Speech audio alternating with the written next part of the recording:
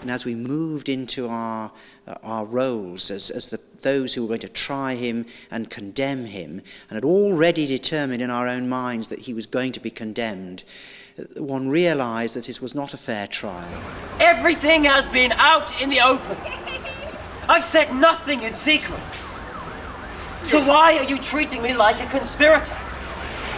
I, Caiaphas, High Priest, command you by the living God to say if you are the Son of God or not. You yourself said it. The Son of Man seated at the right hand of the Mighty One, arriving on the clouds of heaven. He blasphemed! We do not need witnesses to accuse him. That's right. Death! That seals his sentence! Death! Are you going to stand for this blasphemy, Joseph? No. I'll say nothing. Take him to the state authorities. Take him to Pilate. Yes. We hand him over to you. Do what you like. Prophesy, Messiah. Who's gonna hit you next?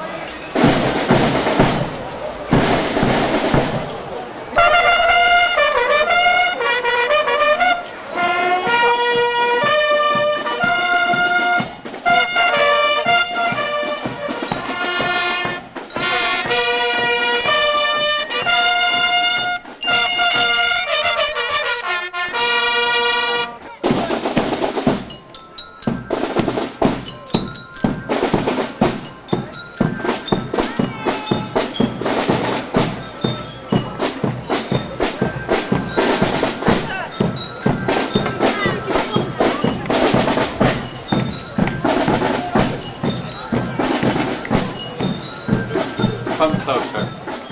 And there, on the steps of the municipal offices, he encounters Pilate. And it's the Mayor of Cheltenham, wearing his mayoral robes. Judge him by your law. But we're not allowed to kill anyone.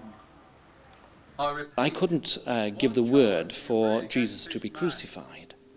Only the Roman procurator could do that. Only Pilate could do that. But I had to have sufficient case for him to do it. That's why I centred on really two elements. One was that he came to destroy the temple, and that was part of the Jewish institution. The other was that he was the Messiah, that he would, therefore, if he was the true Messiah, he was likely to usurp, as it were, Roman authority. So are you a king or not? You tell me. Because I am king. I was born and entered the world so that I could witness to the truth. He's a dangerous man. Bring in Herod. Make way! Make way! We were portraying the modern day denunciation of Jesus Christ. How would the civic authorities, if Jesus were to come back today, how would they interpret what his message was? And that was very difficult for me, because as a Christian, here I was sort of ridiculing Jesus in front of the people and winding the people up who wanted to crucify him. They call you a healer. Show me a miracle. They call you a teacher. Tell me a story. I could see that Jesus really wanted no part of this. And something inside me said, well, perhaps this man is innocent, because he hasn't replied to any of my questions. So how can I say that he is guilty of what he is alleged to have done? Nail him to a cross! Crucify him! Crucify him! Crucify him! Crucify him! You take him. You crucify him. I find nothing wrong with him. We have a law, and by that law this man should die. Because he said he was the Son of God. I say again, I find this man guilty of no crime. Anyone setting himself up as a king defies Caesar! Yes! Crucify him! Nail him to the cross! Nail him to the cross!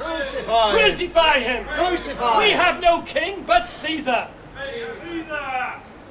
and the contrast between Jesus and the growing fury, the absolute rage, and the terrible jealousy was stark, and it shook me. Come on, King of the Jews. You know, if somebody does stand up and make a bold statement of personal belief, they're ridiculed. I think then as now, it's just that fear of the unknown. If you don't understand it, then just ridicule it, stamp it out, get rid of it. Don't try and understand it. Hail, King of the Jews! And sadly, nothing's changed in 2,000 years. It's still the same now. I wanted to be close to Jesus. As Jesus was walking and carrying his cross, I could almost feel the pain that he was feeling, the weight of the cross on the shoulder.